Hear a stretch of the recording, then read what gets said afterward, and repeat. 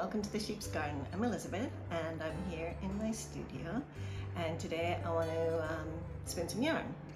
I've got some combination of colors which I want to experiment with, and what I want to try and do is I want to try and make a yarn that's just a simple normal yarn and then a complementary art yarn to go with it, that they can be used together. And so I'm just going to do a small batch to experiment with the colors. I'm gonna try and card these together in one bat and then split the bat off and see how it works doing the two different yarns from the same bat. If I can make it look different or if they're just gonna look the same, that's what I wanna try and experiment with. The reason I am doing this is because at the end of February, a very well-known yarn dyer and pattern designer was badly injured in a car accident with his family, and the knitting community here in Chile are trying to get some raffles and knit-alongs and things to try and help him out financially. So I want to do a yarn that I can donate to a prize for one of the raffles.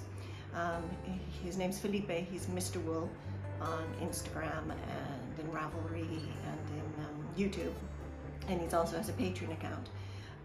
So if anyone wants to help out by buying his patterns or anything, they can. So I'm going to see if I can get this into a pretty yarn.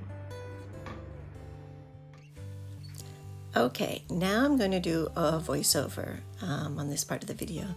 I was going to leave it the way it was, with the sound of my drum carder scratching along and the birds in the background and the geese making their noises every now and again. But then my neighbors started playing some music loudly. I think they're having a party, and you could hear the music in the background and not so much the birds and the other stuff. So I thought I would just continue with a voiceover. So this is my drum carder, and I'm putting the fibers in and mixing. And I also experimented with this technique of where you hold the fibers above the drum carder instead of putting it through the feeder, because I wanted to see how that looks. I believe it makes those colors pop a bit more. So I did that with the very light pink and the bright pink to give those colors a bit more of a pop, as opposed to the blending of the black and the maroon and the orange, which I put through the feeder. So this is my an Ashford wild carder, and it's very narrow, but it has long tines which allow it to put in other kinds of material if you want to make art bats. And as you can see, the tines are quite long on it, as opposed to the normal Ashford carders. But it is very skinny, so it gives you a very thin but fat bat when you make it, which I really like. I've had this for about over 10 years, but you can see how kind of fat the bat is. It's very satisfying when you take a bat off of the carder, the way it just kind of all pulls off like magic, and you have all these colors blended together. Very, very satisfying. It's my favorite part of carding with a drum carder. So there you can see my bat, all the colors. I could have blended it more and put it through another time, but I just left it like that for now. So with my bat ready, I could do some spinning, start spinning. So here I am spinning up the first simple yarn. I'm doing that on my Ashford Traditional Wheel. I got this about 10 years ago as well, the same time as I got my drum carder. It was a used wheel, so I think it's a wheel from the 80s maybe. But the green part of it, the bobbins and the flyer, are a jumbo flyer, which I bought separately so that I could spin bigger, fatter yarns and more yarn, because the bobbin holds more than the traditional's original bobbins and flyer. So I got that for doing bigger yarns. So instead of doing two separate bobbins of yarn and then plying them together, I decided to just do one bobbin, because this is a small amount of yarn, and then do the Andean plying, where you wrap it onto your wrist or you wrap it onto something, and you kind of do, it's like making a center pull ball where you can pull some from the center and for some from the outside, and you ply it back onto itself with taking both ends together. So that's what I'm doing here. It means there's no waste. You don't have to play chicken with the bobbins to figure out whether you're going to run out of yarn from one bobbin or the other. So it just uses everything. And because this is just a small test piece, it works well. So that's what I'm doing here. Unfortunately, part of my hand goes off the camera, but I've got the whole yarn wrapped around my wrist, and I'm just plying the two ends together back onto the bobbin. So that's how I did my simple yarn. I would normally use 2 bobbins and do it properly. Oops, my drive band came off, so I'm putting my drive band back on. It's just a cotton one that I have when my the nylon one broke after years of use. So this is me just finishing off the last of the plying, and you can see it's used up all the yarn. And now I'm moving on to the art yarn. So I'm trying to spin a very thick yarn.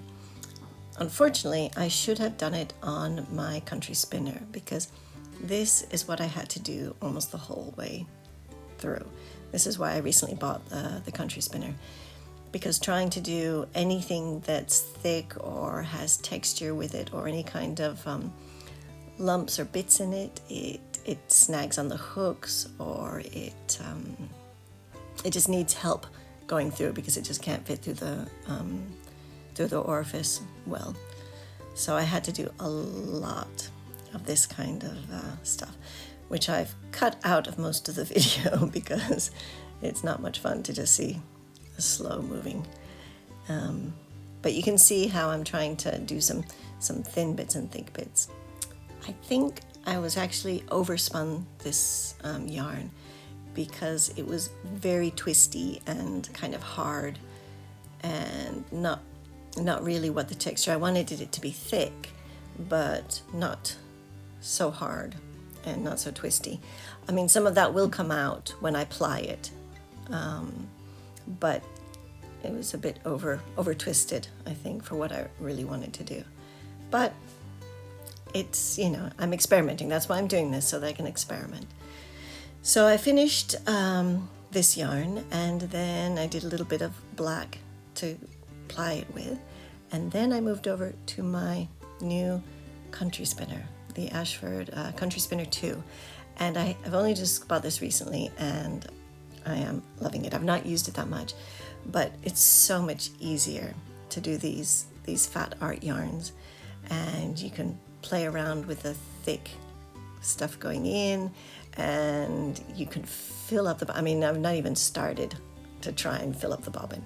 I should probably do some kind of video which shows the different size bobbins because I also own a kiwi, with the kiwi and the other two, because it's amazing. Hello, I'm here in my store, and I thought I would share the yarns that I spun up yesterday in my studio.